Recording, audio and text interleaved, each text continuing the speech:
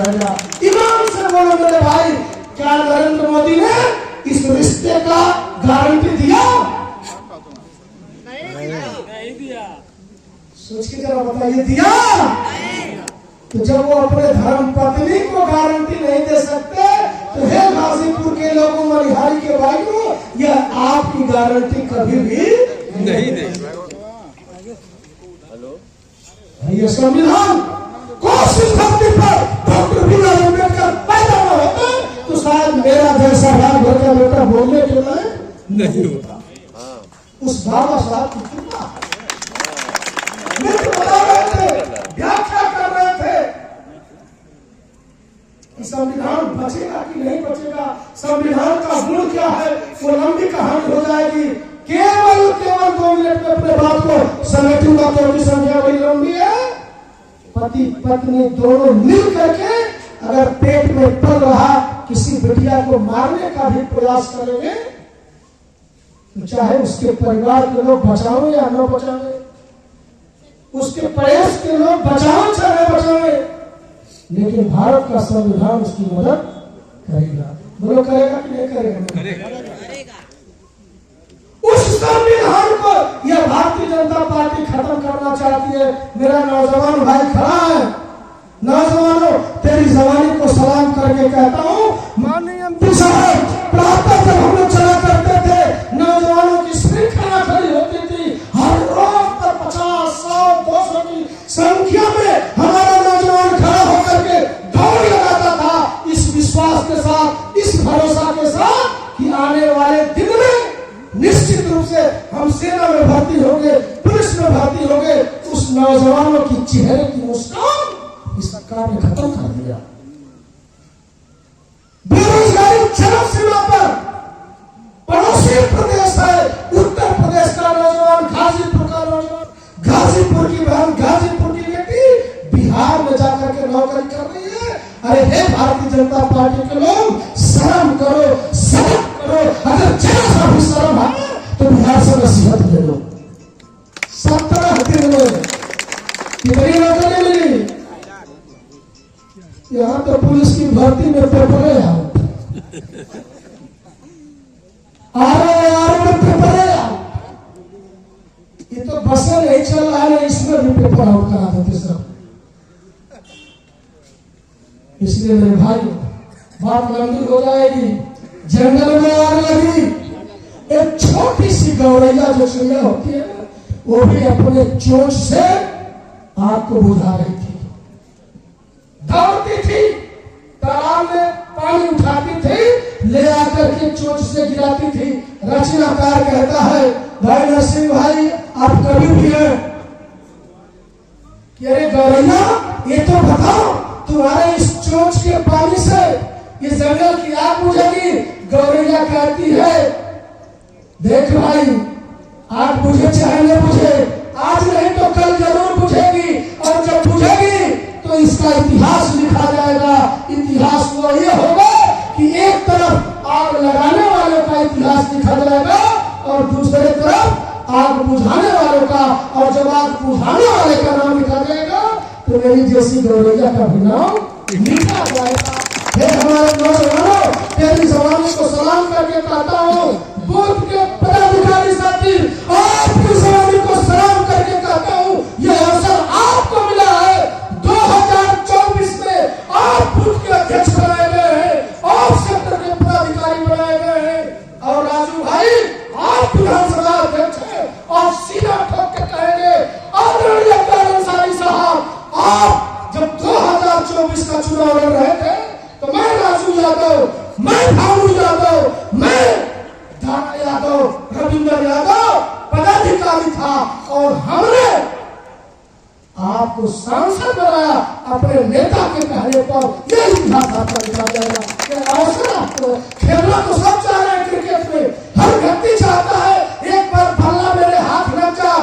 बोलो बेटा, छक्का से शुरू होगा कि चौका से? तो भाई लड़के छक्का मारेंगे, आप क्या करेंगे? और भाई, इसलिए लंबी बात हो जाएगी। अवसर मिला है, बूथ के पदाधिकारी आपको अवसर मिला है, और अवसर का ठीक से उपयोग करिए, आपका इतिहास बनेगा।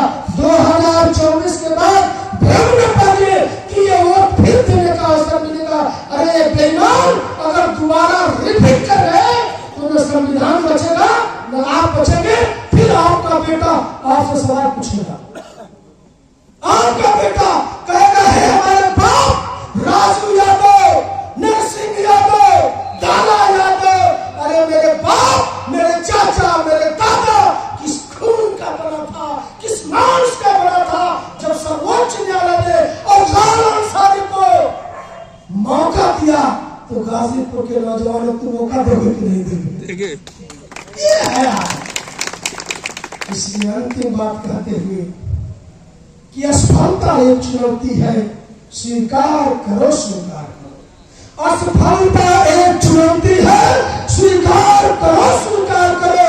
कहाँ कमी रह गई देखो और सुधार करो। मेरे बुद्ध के भाइयों, बस आप ही को ठीक करना है, क्योंकि आप जिताएंगे, जिताएंगे आप बुद्ध अध्यक्ष।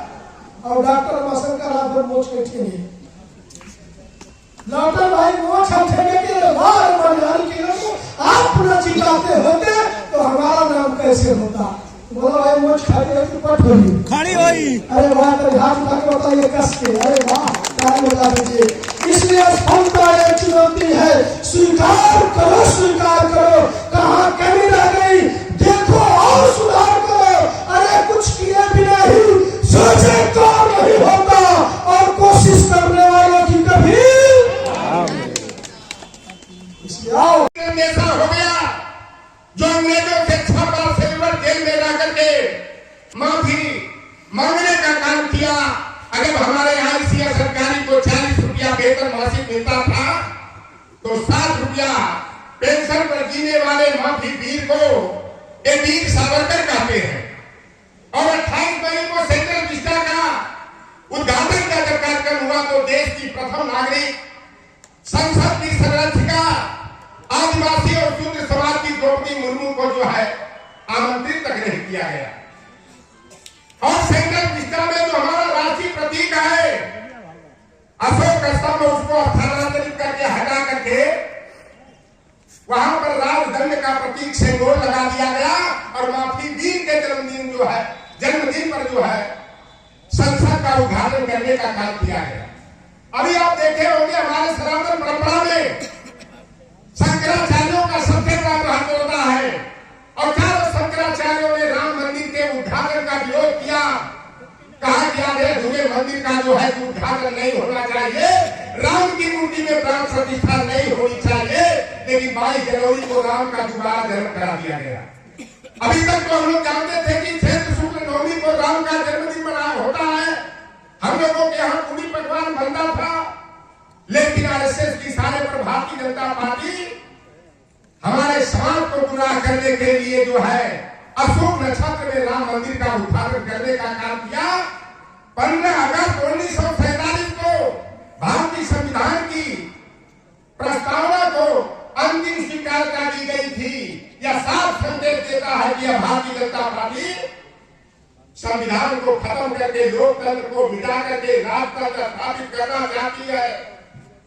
अभी आप परसों का बयान देखे होंगे, अनंत हेगड़े ने कहा 400 पार का जो लक्ष्य हमारा है और 400 पार का लक्ष्य प्राप्त करने के बाद नया संविधान लिखा जाएगा, यानी बाबा साहेब का संविधान लिखा करके इसकी सूत्रबद्धताओं की व्यवस्था वाले मनुस्मृति के विधान को लागू करके, बड़ो व्यवस्था को लागू करके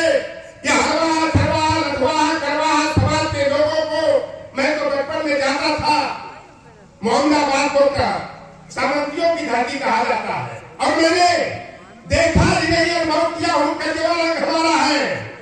अगर मैं शेरपुर में मुंडेसर में कभी कुरकड़ा से होते हुए सोनाली बोलाऊ निर्माण जोगा मुसाई हम लोग जाते थे तो पूछते थे कहां से आए हुए, कहां देंगे। तो सादा रंजन ने बलिया की सामंती धरती पर खटिया पंडो और खटिया डालो आंदोलन चलाया था। मुसाई में अपनी बलिदानी दी है काम किया। इसलिए हम चाहते हैं कि हम किसी को यह न करें कि कौन हमारा है कौन नहीं है। आज परिस्थितियां आपके साथ करिए, आप एक लोगों में जाकर के चुनाव की बात बताओ, संविधान की बात बताओ कि आगे आने वाली पीढ़ी को यह लगे कि हमारे हक अधिकार की रक्षा के लिए हमारे लोगों ने भी कुछ किया। इसलिए एक बार पुनः यहाँ उपस्थित सभी लोगों का सम्मान करते हुए एक संकल्प के साथ जब 2024 का चुनाव पिछले चुनाव से अधिक वोटों से जिताने का काम करेंगे।